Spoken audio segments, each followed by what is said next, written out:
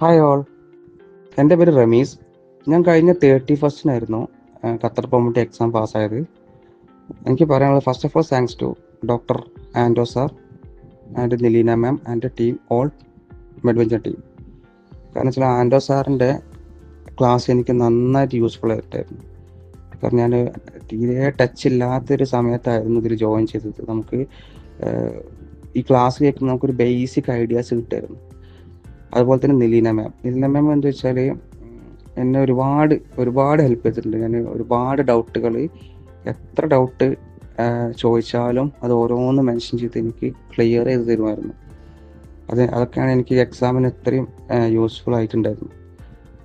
അതുപോലെ തന്നെ മെഡ്വെഞ്ചർ ടീമിൻ്റെ എല്ലാ കാര്യങ്ങളും, അവരുടെ എല്ലാ ടീം വർക്ക്, നമുക്കുള്ള എന്ത് കാര്യങ്ങളും, എല്ലാ പ്രശ്നങ്ങളും, ആപ്പിൽ എന്തെങ്കിലും പ്രശ്നങ്ങളുണ്ടെങ്കിൽ അതൊക്കെ അവർ പെട്ടെന്ന് തന്നെ എല്ലാം നല്ല രീതിയിൽ ക്ലിയർ ചെയ്ത് തന്നിട്ടുണ്ടായിരുന്നു.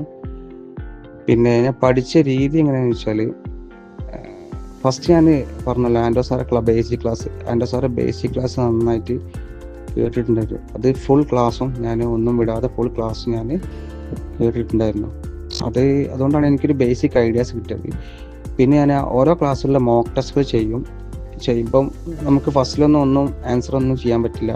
പിന്നെ ഒരുപാട് നമ്മൾ ചെയ്യുമ്പോൾ നമുക്ക് നന്നായിട്ട് അത് ഒരു തറവായ പോലെ ഫീൽ ചെയ്യും. പിന്നെ ഇമ്പോർട്ടൻറ്റ് ഫയൽസ് പറഞ്ഞാൽ എൻ്റെ അടുത്ത് നിലീനമ്മ പറഞ്ഞത് ഒരു 12 ഇമ്പോർട്ടൻറ്റ് ഫയൽസാണ് ഖത്തർ ഫയൽ ഉണ്ടായിരുന്നത്. അത് ഞാനൊരു 8 ഞാൻ കംപ്ലീറ്റ് ആയിട്ട് പഠിച്ചിട്ടുണ്ടായിരുന്നു. ആ ഇമ്പോർട്ടൻറ്റ് ഫയൽസ് പഠിച്ചതിന് ശേഷം പിന്നെ ഞാൻ വീണ്ടും അതായത് മോക്ക് ടെസ്റ്റുകൾക്കുള്ള 2 ഫോൾഡർ ഉണ്ട്. ആ മോക്ക് ടെസ്റ്റ് ഫുള്ള് ചെയ്ത് നോക്കി, ഒരുപാട് തവണ ചെയ്ത് നോക്കിയിട്ടുണ്ടായിരുന്നു. അപ്പോൾ നമുക്ക് ഈ ഫയൽ പഠിച്ചു കഴിഞ്ഞാൽ നമുക്ക് മോക്ക് ടെസ്റ്റ് ചെയ്യാൻ കുറച്ചും കൂടി എളുപ്പമാവും. അപ്പോൾ നമുക്ക് നല്ല കോൺഫിഡൻസ് കിട്ടും. അത് കഴിഞ്ഞിട്ട് ഒരു തവണ ഇതൊക്കെ ചെയ്തതിന് ശേഷം ഞാൻ എക്സാം ഡേറ്റ് എടുത്തതിന് ശേഷം ഞാൻ ഇത് നന്നായിട്ട് റിവൈസ് ചെയ്തു. അപ്പോൾ എനിക്ക് പറയാനുള്ളത് വെച്ചാൽ, നമ്മൾ വരുന്ന ഡൗട്ടുകൾ ഉണ്ടാവും, കുറച്ചൊക്കെ എന്തെങ്കിലും ആൻസറിന് നമുക്ക് എന്തെങ്കിലുമൊക്കെ ഡൗട്ടുകൾ വരും. ഫയലത്തതും അതുപോലെ തന്നെ മോക്ക് ടെസ്റ്റും കമ്പയർ ചെയ്യുമ്പോൾ നമുക്ക് ഒരുപാട് ഡൗട്ടുകൾ വരും. ആ ഡൗട്ടുകൾ നമ്മൾ അപ്പം തന്നെ ക്ലിയർ ചെയ്യുക. പിന്നെ ക്വസ്റ്റ്യൻസ് നന്നായിട്ട് ചെയ്താൽ നമുക്ക് എക്സാമിൻ്റെ ടൈമിലാണ് എനിക്ക് അതിൻ്റെ ഒരു ഗുണം എനിക്ക് മനസ്സിലായത്. കാരണം നമുക്ക് എക്സാമിൻ്റെ ഈ ക്വസ്റ്റ്യൻസ് പറഞ്ഞാൽ നമുക്ക് ഈ കേസ് പോലുള്ള ക്വസ്റ്റ്യൻസ് ആണ് ഉണ്ടാവുക. അപ്പോൾ ആ ക്വസ്റ്റ്യൻസ് നമുക്ക് പെട്ടെന്ന് നമുക്ക് ക്യാച്ച് ചെയ്യാൻ പറ്റും.